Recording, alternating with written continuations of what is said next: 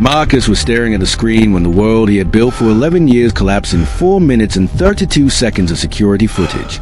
He didn't go looking for it. He never suspected a thing. He had installed the cameras 3 weeks earlier after his neighbor's car was stolen right off the driveway. Just 2 small devices, one facing the front door, one covering the living room. Basic stuff. He set them up on a Thursday, forgot about them by Friday, and went back to being the kind of husband who cooked dinner twice a week and remembered their anniversary without a reminder. His wife, Diane, was the kind of woman people described as magnetic. She lit up whatever room she walked into. Warm smile, quick laugh. She worked in marketing, which meant she was always networking, always at some event or dinner that ran later than expected. Marcus never questioned it. He trusted her the way you trust a floor beneath your feet, not because you've tested it, but because it's always held. They had been together since their late 20s. No kids yet, but they talked about it. They had a mortgage, a dog named Biscuit, and a shared Netflix password. Their argument was small, dishes in the sink. Whose turn it was to call the landlord about the leaking pipe? Normal life. Good life. Then the late night started. It began in October. Diane would come home after 10, sometimes closer to 11, smelling like wine and perfume that wasn't haze. Marcus asked once. She said it was a work launch event. He believed her. Then he noticed the phone. She had always kept it face up on the counter between them at dinner. Suddenly it was face down. Suddenly it went everywhere with her, even to the bathroom, which she used to mock other people for doing. He caught her stepping outside to take a call one Sunday morning while he was making pancakes. When she came back in, he asked who it was. Just Kelly, she said, not quite meeting his eyes, venting about her boyfriend. Something in Marcus's chest tightened, but he said nothing.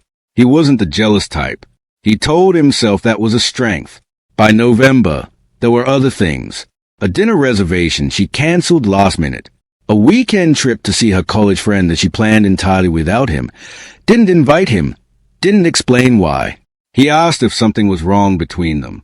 I'm just stressed, she said. Work is crazy right now. He backed off. He always backed off. On a Tuesday in the second week of November, Marcus left his office early with a migraine.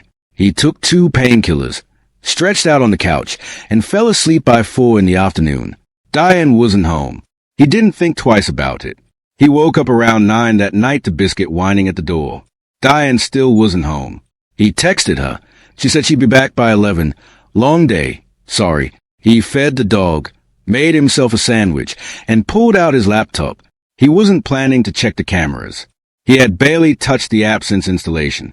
He opened it purely by accident, clicking the wrong shortcut on his taskbar. The footage was there.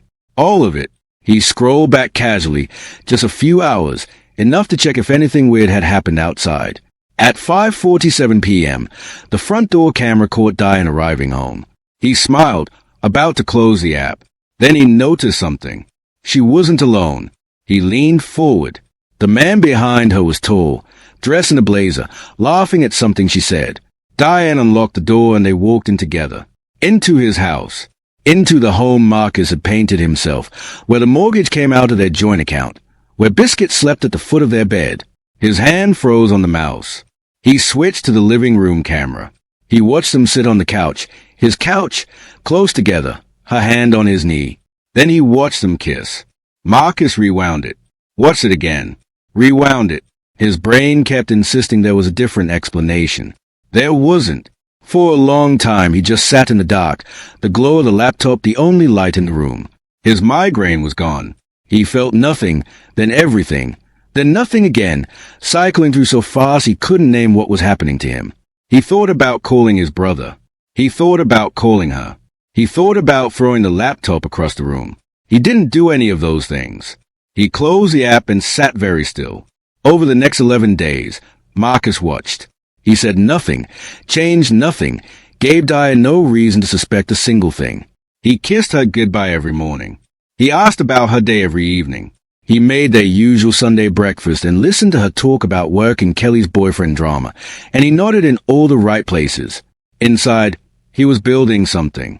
He went back through 3 weeks of footage. The man had been there 4 times. Always when Marcus was supposed to be at work. Always gone before 6. He checked the date stamps. He cross-referenced them with her text to him on those same days she had sent him normal messages. How's your day? Want me to pick up dinner? Miss you. She had been texting him from the same house where that was happening. He called a lawyer on a Wednesday, quietly, from his car. He called his bank on a Thursday. He started making a copy of everything, screenshots, timestamps, file exports, and emailed them to himself from an account she didn't know existed. He was not going to blow this up in anger. He was going to do it right. On a Friday evening, 2 weeks after he first saw the footage, Marcus set the table for dinner. Candles. The good wine. He made her favorite pasta with that lemon cream sauce she always raved about. When Diane came home and saw it, she stopped in the doorway with a surprised smile. What's all this? Sit down, Marcus said. His voice was calm. Completely calm. I made your favorite. She Saturday. They ate. She talked about her week. He listened, nodded, refilled her glass. And then, when the plates were cleared and she was relaxed and comfortable, he reached under the table and placed his laptop in front of her. On the screen was a still frame from the living room camera. 11 days ago, she and the man on the couch. Diane looked at it. The color left her face. Marcus. I have 4 visits logged, he said. Same guy. I have the timestamps. I have the full footage backed up in 3 places. He paused. I have a lawyer. She opened her mouth, closed it. I'm not going to sit here and listen to an explanation, he said. I don't want one. I just needed you to know that I know, and that I've known for 2 weeks. Every dinner, every morning. I knew. Her eyes filled. Marcus, please, just let me. I move my personal accounts on Thursday, he said. You will get the paperwork next week. He closed the laptop, carried it to the bedroom, and came back with his overnight bag already packed. He had done that before she came home. Biscuit's leash was by the door. I'll be at Daniel's, he said. Biscuit's coming with me. He picked up the dog, walked to the door, and stopped. The cameras are still running, he said, just so you know. He walked out and closed the door behind him. The divorce was finalized 6 months later. Diane tried to contest the asset split. The footage, combined with what his lawyer had assembled, made that conversation very short. She walked away with half of what she had expected. Marcus took the dog, the memories he chose to keep, and an understanding of himself he didn't have before, that he was capable of patience when it mattered, a precision when it hurt, of walking away from 11 years without screaming, without begging, without giving her the spectacle she might have expected. Some nights he still thinks about those 4 minutes and 32 seconds. How close he came to seeing something else that night. How different everything might have looked if his migraine had kept him asleep 1 hour longer. He doesn't keep cameras in his apartment anymore. He doesn't need to. He learned, at great cost, exactly what he needed to know about how quickly a life can change, and exactly how quietly a man can change with it. If this story had you on the edge of your seat, don't forget to subscribe and hit the notification bell.